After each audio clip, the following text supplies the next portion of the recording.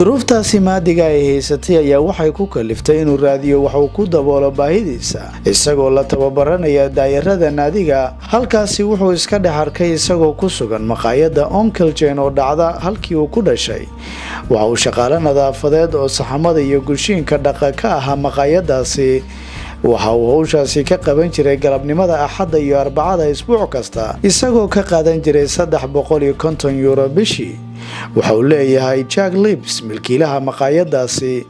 mid ka mid ah kulamadeennii ayaa waxaan ka dalbaday Virgil inuu iska dhaafo riyadiisa kubadda cagta isla markaana u soo faaruqo shaqadiisa nadaafadda gushiinka si joogto ugu helo maal fara badan oo damaanad leh.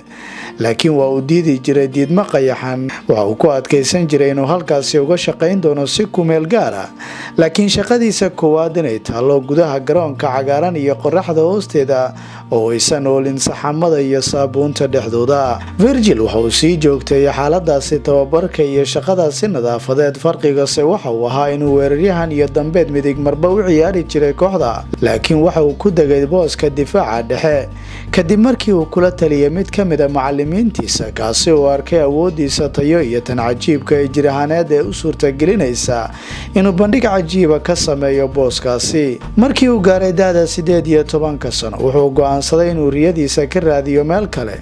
wuxuu u safray magaalada Caron isagoo awooday inuu matalo ku biirista safka kooxda magaaladaasi. halkaasi wuxuu ku matalay weeraryahan laakiin kulamo yar. booskiisa asaasiga ahaase waxa uu ahaa difaac dhexe.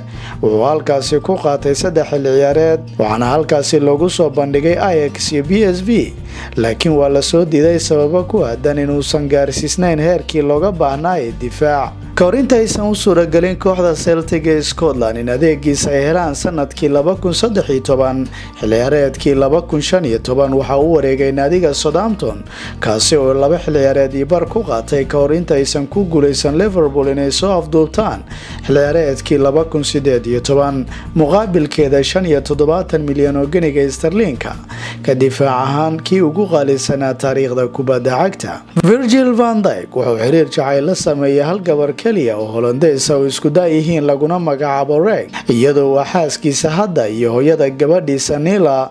waxay isbartay markii uu bilaabayay kubadda cagta caalami ahaan, gaar ahaan intii uu la joogay Fluton Town.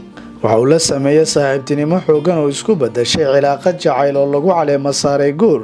waxay Reg ictiraaftay jacaylka daran ee u hayso wiilkan. hadal ay siisay warbaahinta ayaa waxay ku tiri, waxaan ka shaqayn jiray goob aan maamule suuqgeynta ka ahaa oo dhinaca fashionka. markii uu Celtic Virgil u saxiixay waxaa shaki la'aan go'aansaday inaan ka tago shaqadayda oo aan u raaco ninka keliya aan jeclaaday halka uu aaday. waxaana diyaar u ahay inaan u raaco meel kasta oo ifkan ka mid ah oo ay u wado kubadda cagta. mar haddii lagu bartay Hollandeyskan magaca gadaal ugu qoran ee fanaanadiisa uu yahay Virgil kiisa shakhsiga ha ahaato Liverpool ama kan qarankiisa ee Holland, xitaa tijaabooyinkiisii Celtic iyo Southampton waxa uu diiday inuu gebi ahaanba ku qorto magaca aabihii Van Dijk kaasi oo ku caana qoyska waalidkii. sababta ayaa waxay ahayd markii waalidkii uu xumeeyay waxaana uu go'aansaday in hooyadii uu furo ay kala tagaan waqtigii Van Dijk uu yaraa.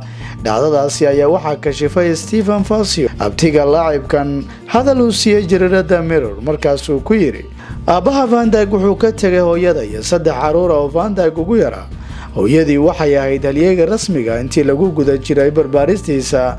tani ayaa sababta rasmiga ee magaciisa ugu qortay fanaanadiisa, maxaa yeelay weli kama zulin inuu ka rajo dhigay mowqifka waalidkii oo aan xaadir ku ahayn sanado badan noloshiisa. xidiga reer Holland waxaa haleelay waqtigii uu yaraa xanuun aad u halis badan oo dhanka caloosha, laakiin waxa lagu sameeyay qalliin. nasiib wanaagsi waa lagu guuleystay waana uu ka caafimaaday xanuunkaasi isagoo si dabiici ah u noolaa.